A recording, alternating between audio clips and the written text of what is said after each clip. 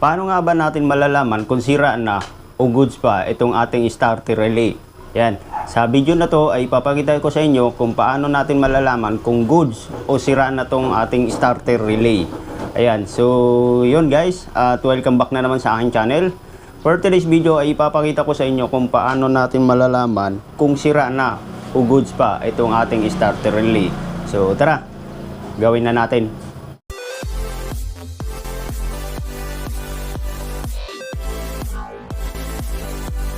Okay, so paano nga ba natin malalaman kung sira na yung ating starter relay? Yan, so ito yung starter relay. Starter relay na to ay walang pinagkaiba sa ganitong relay. Ito ay horn relay. Ayan. So, ano bang pinagkakaiba nito? Wala silang pinagkaiba. Ayan, so dito tayo sa ating starter relay. Yung starter relay, may makikita kang dalawang wire. Ayan, so ito yung dalawang wire ay trigger ito. Okay? So, ito namang dalawang may tornilyo. Ayan. So, ito yung positive, no? Ito yung isa positive galing sa battery. At ito naman isa positive papunta sa ating starter motor. So, ganun din yung ating horn relay o ganitong relay. So, wala rin silang pinagkaiba. Itong isa, yan. So, sa number 30 ay papunta itong battery. At yung number ay papunta naman ito sa ating starter motor. So itong dalawang wire, no, yung magkabilaan, ayan. So ito naman yung trigger. So walang pinagkaiba yan dito sa ating starter relay. So sa ngayon, ito muna yung ating ititest kung paano natin malalaman kung sira nga ba ito. So dito kailangan natin ng ayan, test light. So hindi ka pwede mag-test na walang ganitong test light. Okay? So unang-una, importante yung ating test light para malalaman natin kung buo o sira na yung ating starter relay. So, yun. Una natin gagawin, itong test light, yung negative, itong may paa, ilalagay natin dito sa may paa. Ayan. So, titest natin. Umilaw. Ngayon, dito sa positive, may nilagay na akong wire. Dalawa. Ayan, so una nating ikakabit itong ating positive. So saan natin ilalagay? Kahit saan dyan dito sa dalawang to, pwede natin ilagay yan. So ilalagay natin yung isang wire dito sa isang paa. Ayan.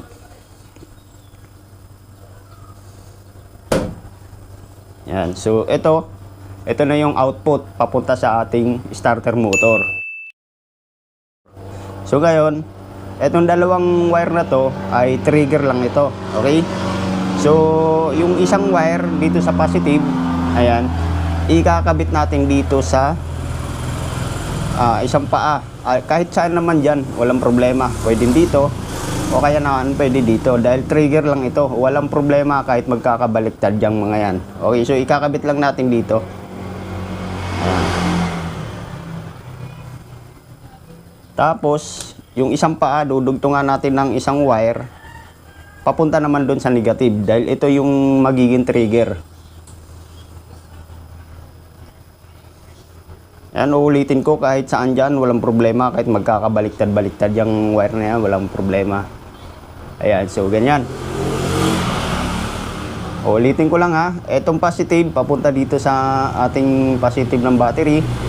At yung kabila ay ito yung papunta sa ating starter motor. Ngayon, itong dalawang wire, dinugtungan ko at ikinabit ko yung isang wire dito sa positive.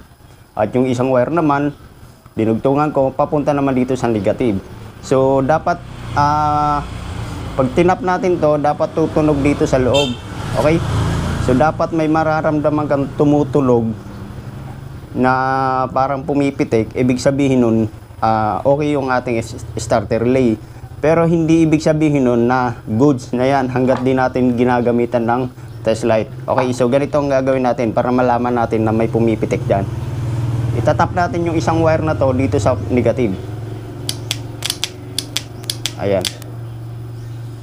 Lalapit natin sa mic. Yan. So, ibig sabihin may pumipitik, gumagana yung dalawang wire na to. Ngayon, paano natin malalaman kung goods yung output na to? Ganito ang gagawin natin. Sa test light, ayan, sa test light, teka lang, ayan. So, sa test light, itatapat natin, ay ididikit natin yung isang paa dito sa isang paa ng may thread, no? Ayan.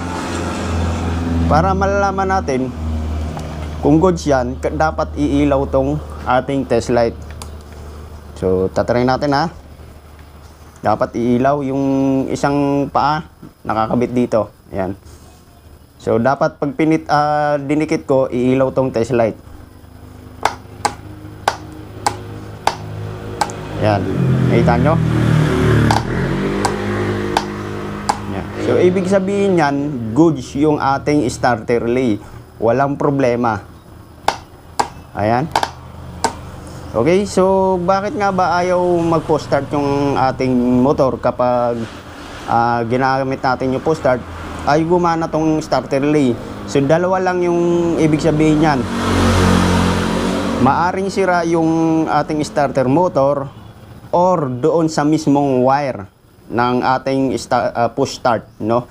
Yung galing sa push start papunta sa ating relay, ibig sabihin yon kung ayaw gumana, maaring may putol yon. Kasi nung tines na natin tong ating starter relay, goods naman siya, nagkakaroon siya ng ilaw. Ayan. Okay, so ibig sabihin yan, walang problema dito sa ating starter relay. Ang may problema, maaring sa starter motor o kaya doon sa ating push start wire papunta sa ating relay. Ayan. Kapag nararamdaman mo na merong pumipitik dyan sa ating starter relay at ayaw pa rin gumana yung ating starter motor, ibig sabihin yan, wala na sa relay ang may problema, kundi nandun na sa ating starter motor. Dahil goods naman yung ating relay, ayaw pa rin gumana yung ating starter motor. Maaring madumi o pudpud na yung ating carbon. Yan. So, ganun lang po siya kadali mag-wiring o mag-test ng ating starter relay kung goods o sira na ba. So yun guys, at kung nagustuhan nyo yung aking basic tips kung paano natin malalaman dito sa ating starter relay kung goods o sira na. Yan, so sana may natutunan naman kayo dito sa aking pagdi-DIY o pagtitest. Yan, yun yung pinaka-basic na test natin sa ating starter relay.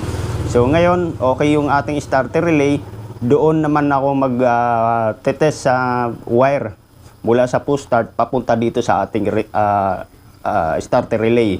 Yan.